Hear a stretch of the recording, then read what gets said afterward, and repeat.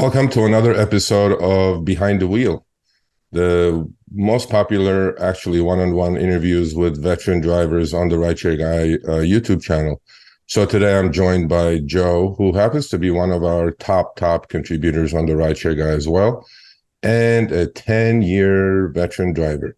So Joe, welcome. Thanks, Sergio. Glad to be here. Yeah, I wanted to do this actually for a while because I don't get to speak to drivers who have been on the platforms for 10 years or more.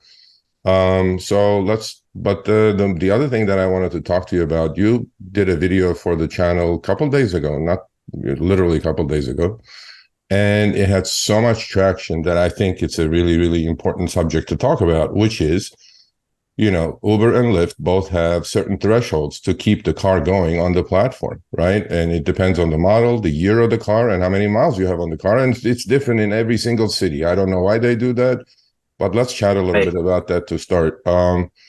So your car had just turned 250,000 miles. And, Yep. I'll let you talk a little bit about what it is, what kind of car it is, and how you started with it. The floor is yours.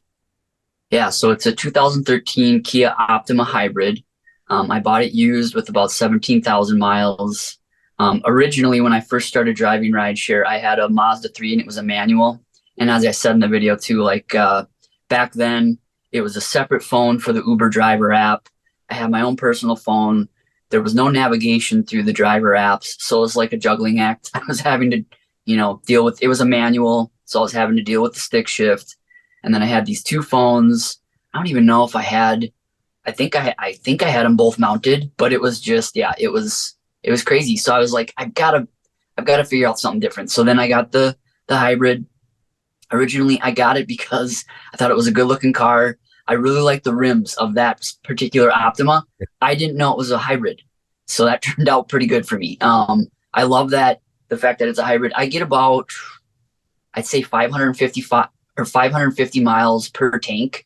So I'm able to drive about a good 20, 25 hours before I have to fill the car back up, which is really nice, as opposed to needing to fill it up every, a couple times a week. But I love it. It's been a great vehicle. I do my own oil changes. I think that's a big thing. Full synthetic. I know people were commenting on the interval that I change it every 3,750. I drive in Minnesota. So it's difficult, in the winter, it's difficult weather. So the Optima manual recommends that I use the schedule that I'm using. And plus, it's like, if it's too much, so be it. My vehicle is great. It's been in great condition. It's lasted. That's kind of the way I look at it. So yeah, I think I've changed the oil about 65 times throughout the life of the vehicle. But yeah, it's, as I said in the video too, it's the greatest purchase I've ever made in terms of I owned probably 3 or 4 vehicles prior to this one, and it's been fantastic. There's been hiccups. I've had to get certain things taken care of, but I've stayed on top of it. I've treated it really well, and anytime I've seen that there possibly could be an issue, I stay on top of it. And like I said, the inspections do help. The annual inspections help to find certain things, like there were tie rods that I've had to have replaced a couple times that I wouldn't have thought that needed to be replaced had I not gotten those inspections done. But yeah. Yeah, I mean, hybrids, I think, are the best. I know there's an EV craze going on within the rideshare community right now, but range anxiety is still there, man. You just said you can drive 550 miles, and I'm pretty sure you don't drive 550 miles in a day. Yeah. Maybe you have in the past, but the car is our tool. I mean, we have to replace it at some point. And Right. sadly, I saw the video. Obviously, it's very popular. That car looks brand new inside and outside, right? So unfortunately, though, as we know, Uber and Lyft both have certain thresholds that when the car hits that milestone, you have to let it go. Well, you have to let it go, not in the sense that you have to get rid of the car personally, but you cannot drive that car on their platforms, right? Right. So I guess you're there, and so what's going to happen? I mean, that car is still going. That car probably will put another couple 100,000 miles. In fact, the funny thing was that when we put that video up, there were so many people with their own mileage stories that came out. I was like shocked that there were so many people saying, "Oh, that's nothing. I have 450,000 miles on my car." Right. So that means, the depreciation is gone, right? You're just basically changing oil and doing routine maintenance, and your cost per mile is literally like nothing. I mean, other than gas, obviously. So Right. you've been there. I mean, what are you going to do now with the I don't know if you're going to sell it, replace the car. What are your plans? Yeah, I haven't exactly decided what I'm going to do with my vehicle in particular. I know that in order to continue with driving for Uber and Lyft, the vehicle I will have to drive a different vehicle on the platforms, which I've done some preliminary research as to what vehicles I would want to look towards. My particular vehicle, I don't know. I might hang on to it. I mean, my wife and I have a 2-car garage, so I wouldn't be able to keep it at my house. I haven't decided, and I think the blue book on it is like $3,000 or something like that for a trade-in. Three Wow. grand, 500. Yep. So it's all going to come down to that moment where I have to make the new vehicle purchase. That's when I'll kind of decide. But like I said, I love it. Like, it's such a great vehicle.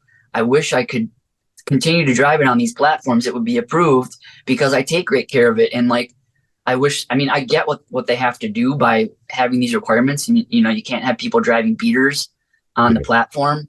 But yeah, I wish a vehicle like mine could be somehow grandfathered in because I've been on the platform for a decade now with it. Yeah. Yeah.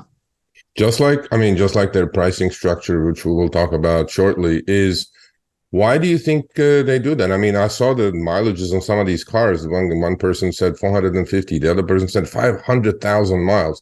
Why do you think Uber and Lyft do that? Like 250,000 miles seems like a car from yesterday when it comes to rideshare.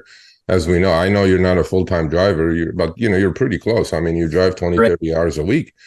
And on a car like that with only 250,000 miles in one city, it's not allowed to be on the platform, but in another city, it's allowed to be on the platform. Why do you think they do that? I have no idea. If you have any idea, tell our audience what it is.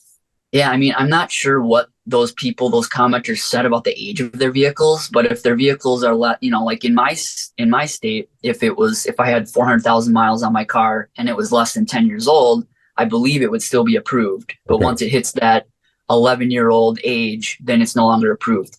Yeah, I don't know if I wish they would raise the mileage, because I feel like a lot of these vehicles, especially within the last decade, can last a long time. Yeah, I don't know. I think that maybe, like I said, Uber and Lyft see once the age of these. I don't know where they get their recommendations from. Yeah. If it's from how they arrived at that 250,000 mile or that 150,000 mile limit here in Minnesota. Yeah, I don't particularly know, but yeah, a lot of these vehicles nowadays will last a long time if you take good care of them. Yeah. I mean, in your case, is it the mileage or the age of the car or both? It's both. Yep. Both. So so yeah, if I had 151,000 miles coming next year and I have 100,000 more than that, Yeah. it would not be approved. If it's 150 or more or 11 to 15 years old, then it's no longer approved. And then once it hits 15 years old, I believe it's doesn't matter whether the mileage or not, it's no longer approved. Okay. So I'm sure you're going to be sad to let it go. But obviously, the car is your tool. You need the tool of the trade. Right. So you said, your trade-in is $3,000, and we know what has happened to used cars. I'm pretty sure you're going to get another hybrid, or I don't know. Are you going that way, or if you're going to get another car, or are you going the EV way? I don't know. With the weather in Minnesota, EV is not. Your range anxiety is going to be through the roof with that thing. Well, and EVs are they're so expensive. Like, Yeah. there's not really an affordable EV. There just isn't. And even like the rental of a Tesla on Uber, Yeah. I think it's like $300 a week. Yeah. And it's like, I'm sorry, I'm not doing that. So yeah, EV is not something that EV maybe 10 years from now when the cost is down would be Yeah. a more affordable option. But yeah, I don't know if I would stick with the hybrid. I know I've looked at so there's the Optima and then Kia changed to the K5. They call it the K5 now. I think that was like 2020 or something. And I believe the ICE, the fuel vehicles get a lot. I mean, I get with my hybrid, I get like 37 miles per gallon. I think those sedans get like 33, 34. I haven't exactly seen what they get for gas mileage, but yeah, I mean, I don't, a hybrid wouldn't be a requirement for me. But yeah, I think I would stick with the Kia line with the K5 is kind of the one that I've done some research on. Yeah, and as far as the platforms that you're on, right? You're on Uber Green as well, right? Yep. Which I'm gonna be doing a video about that soon. I haven't driven for Uber in probably 2 months. I mean, I've given a couple rides, just destination rides. Yeah. But and prior to that too, there was a while during the summer, I feel, where I was getting Uber Greens left and right. Yeah. And then towards the end of the summer, the Uber Greens were not there. I don't know what was going on, if it was like in the passenger app, because the price, I feel, was the same for an Uber X or Uber Green. And I think it's 50 cents more per ride with Uber Green. Yeah. But yeah, so I do qualify for Uber Green on Uber, but it's not a big deal to relinquish that Uber Green status, I guess. Yeah, but you do not get that dollar credit, right? As the EV guys get. No, Yeah. no. Okay, so the other thing is that, I'm here with you on that one as far as Uber. Uber is treating both of us as like stepchildren. Right. There's zero incentives. They have so many drivers out there that they don't have to put out incentives. And people, I've been strictly driving Lyft for the last 2 months. I mean, I've done at least a couple hundred trips each month, and I'm happy to do it. With that strategy, of course. But let's segue a little bit into your 10-year career, right? I mean, you've been on both platforms for 10 years. That's a super veteran right here. Right. And let's talk a little bit. I mean, without reminiscing, obviously, because whatever we had in the past with those days of subsidized Fantasyland for the passengers, look, we're never going to get those days back, right? Right. It's not in our circle of control, as one of our viewers says, but we still can control things, obviously. And strategy, has a lot to do with it. So, give me like a snapshot of the 10-year experience for rideshare with you. Like, your start, your middle, and now where we are with Upfront Fairs. Let's talk a little bit about that. Yeah. I mean, I came across Lyft originally right when they were launching in Minneapolis. This was 2014. Just found it was a promoted tweet on Twitter, and I signed up and I started. I was like, I didn't even know Lyft existed until I saw that tweet, which is, I knew of Uber. I knew that Uber had their black car service. I didn't know about Uber X at all. So I started driving for Lyft, and then shortly thereafter, I started driving Uber X, and it was like 2 weeks later. And then throughout the 10 years, I've seen the pay cuts that we've all seen, and it's also, it's spiked ridership. Like that was true. Like they reduced fares in order to bring more riders onto the platform, and it was effective. But to like slashing rates like that, if drivers are used to a certain fare, and then I think the decreases by Uber back in, this was like 15 or 16, they were like 20% decreases overnight, 20%. And Lyft, there was one time where Lyft held off for like 6 months. They did not match Uber. And I was like very appreciative of Lyft. I think I probably stopped driving for Uber during that time because the fares were that much better on Lyft, but it was also slower demand. But yeah, so I've seen those price decreases. I've seen the technology evolve. Like I said, way back when, I think it was for the first year or two, Uber only, they would send you an iPhone. It was like an iPhone 4. Yeah. That was for the driver app. They would not allow the driver app on personal phones. Lyft always has. But yeah, I've seen it all. I have seen it all. I've seen the decreases. I've seen the technology change. I've evolved my driving. I mean, there was a couple years there where I was really full time, like it was 40 hours a week, and I think the most I put on my car in a year was maybe 40,000 miles. And then like obviously COVID year, I put on like 6,000 miles. I was not driving for about half that year. But yeah, I don't know if you have specific questions as to my experience, but yeah, I've seen in a decade, you see a lot. Well, but the specific, more specifically, is that obviously the cuts did help them scale, right? I mean, they have 134 million MAUs. MAUs are monthly active users on just the Uber Really? platform. Think about that. I mean, there's only 180 million adults who could be on the platform, and Right? literally got 75% of the population. But I think they have reached a scale, and I personally have seen a huge difference since these companies went public from 2019 on. It seems like the cuts did not look like severe, but overall it did lower. It's like it's like throwing small rocks at the driver earnings as opposed to just slashing it with a sharp knife, right? The Right. initial cuts were slashes, and now it seems like we're getting nickel and dime to death. And as as a contributor to our channel, negative sells, but this is not all about negative. There are certain things that are happening that you have experienced as well as I have, right? And I'm more concerned about this latest fiasco, I call it. I can't call it anything else, which is Upfront Fairs, right? Let's talk a little bit, couple of minutes about Upfront Fairs. Yeah. How long did you have Upfront Fairs for now? I've had Upfront Fairs for 2 years. 2 years. Oh, okay. Maybe. Yeah. Gosh, I forget. It's been a while. It's been a while. Yeah, you got it first. So what did you see right away when you had Upfront Fairs on your phone? And obviously, we love seeing the destination of the passenger. There is no ifs and that. If anybody talks negatively about that, they need to go do something else. Exactly. Right. Yes. I'm just like, but then with it came all these little glitches and these little shavings that we talk about. Are you seeing that in Minneapolis where you drive, or in Minnesota in general? Or is it just, me? I don't know.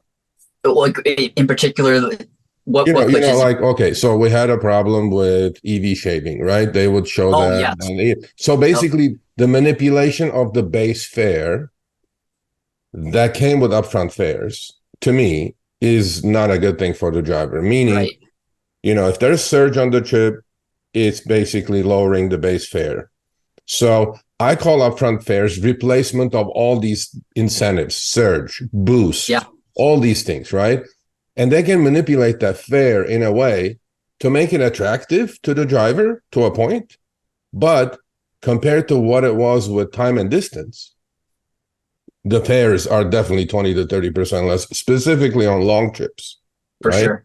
Yeah. And I'm saying the additional amount you're getting per trip on short trips, which they said you are going to get paid more, does not equalize at the end. If I do a couple of long trips in a day, the cut that I'm receiving on that. What do you say about that?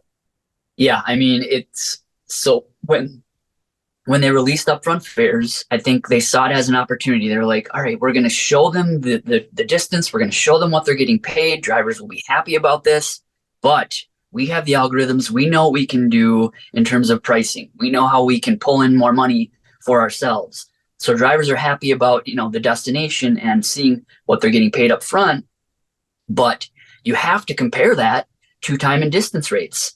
And that's what I did initially when I first started. I think I did a couple videos right away when I knew that I was getting Upfront Fares. And basically my requirement is was originally $1 per mile for the entirety of the actual on-trip distance. Now my requirement, I'm trying to do $1 per mile for pickup and the on-trip, which with Lyft lately has been really good. Like Lyft has been doing a good job. I mean, I'll see some ridiculous fares sometimes, especially the long ones where it's like they want to pay me, $18 for a 26-mile trip or something like that. And it's like, that's a snap decline. And I know that. And nowadays drivers have to be more educated. You have to know what you should be getting paid for or what it's worth to you. Yeah.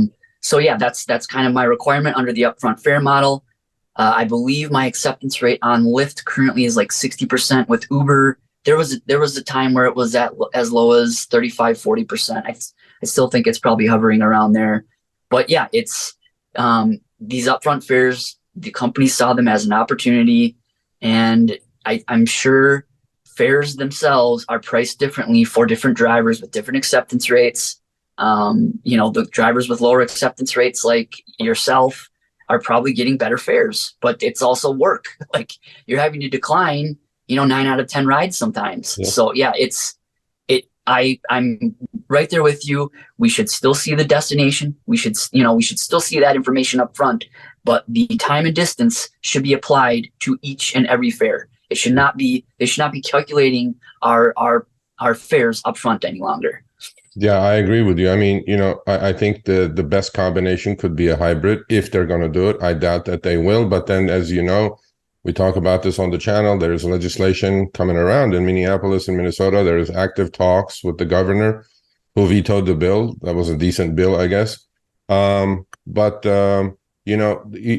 hit on the subject that you talked about for a minute. You said now you're looking at to get paid $1 per mile, including the pickup.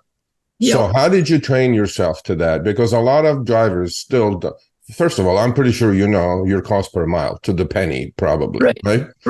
And to you, $1 per mile is sufficient, including pickup. But how did you train yourself to like, as we know, 10 seconds on Uber, 15 seconds on Lyft, the ping doesn't last forever. You could be driving. By the time you look at the screen, 4 of it is gone already, right? Yeah. So tell me what you did. What kind of mental exercises you did to just, basically be on autopilot when it comes to accepting trips? Right. Quite frankly, when Uber changed their upfront information from 2 different mileage totals, the pickup and the drop off, to 1, was when the switch kind of flipped for me. I was like, when they changed that, and I think they've changed it back since, like they don't give you the one, at least in my market, they give you 2 totals.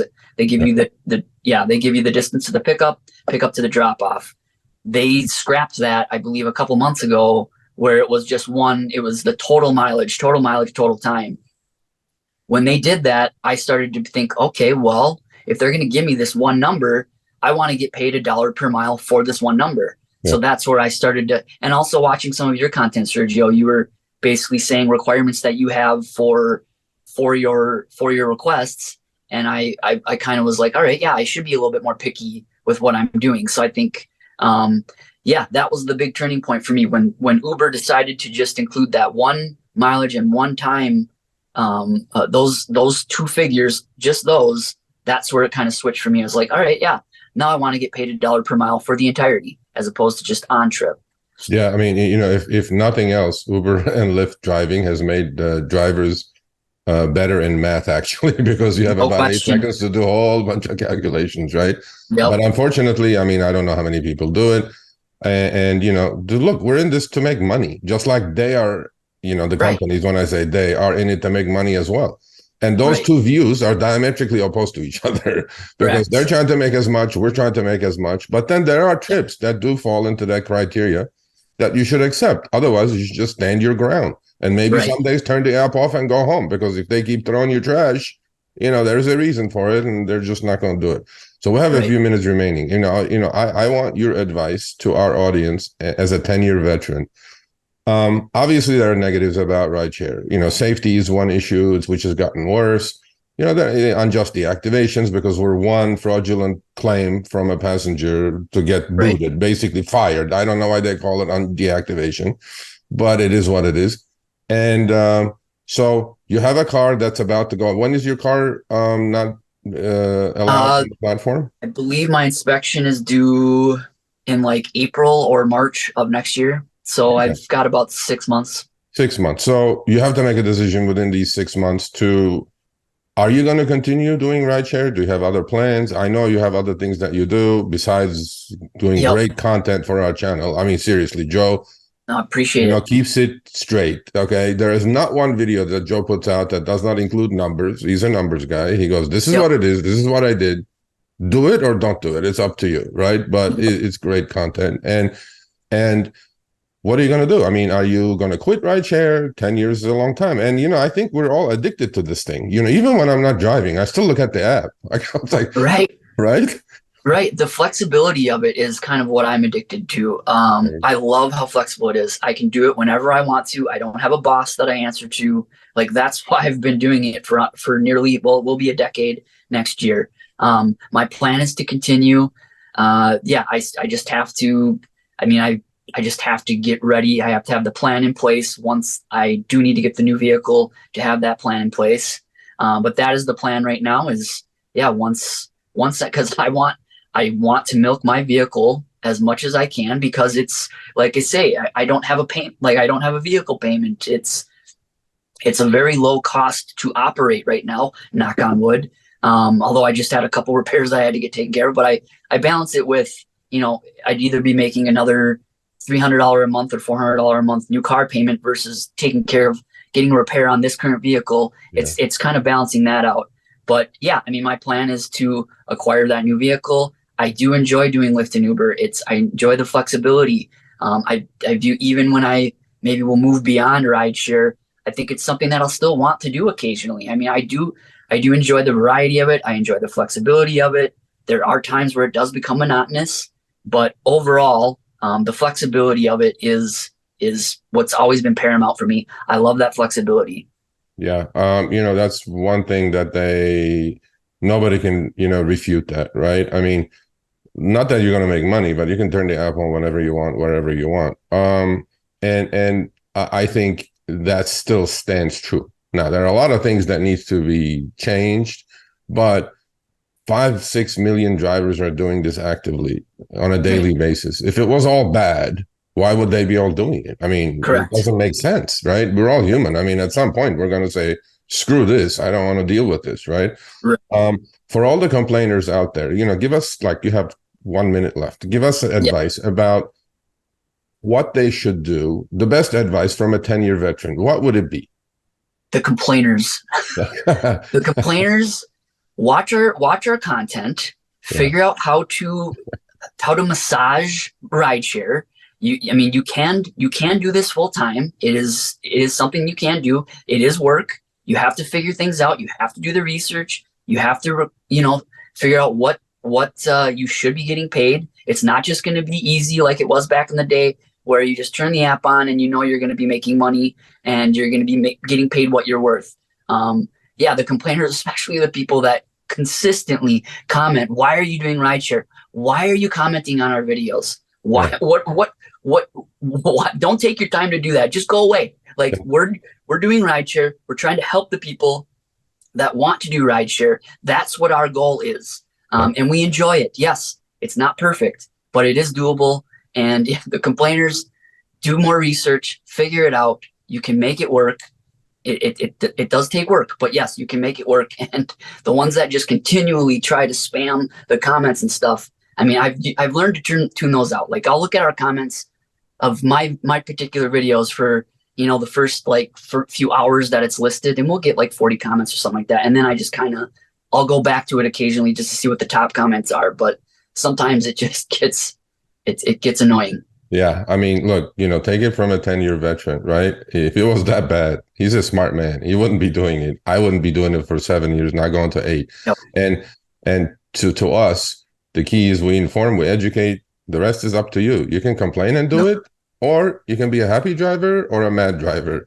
And the mad drivers, their ratings are gonna tank. All these things are gonna happen. Don't carry your work to the house. Okay, look. To us, the important thing is, it is not all bad.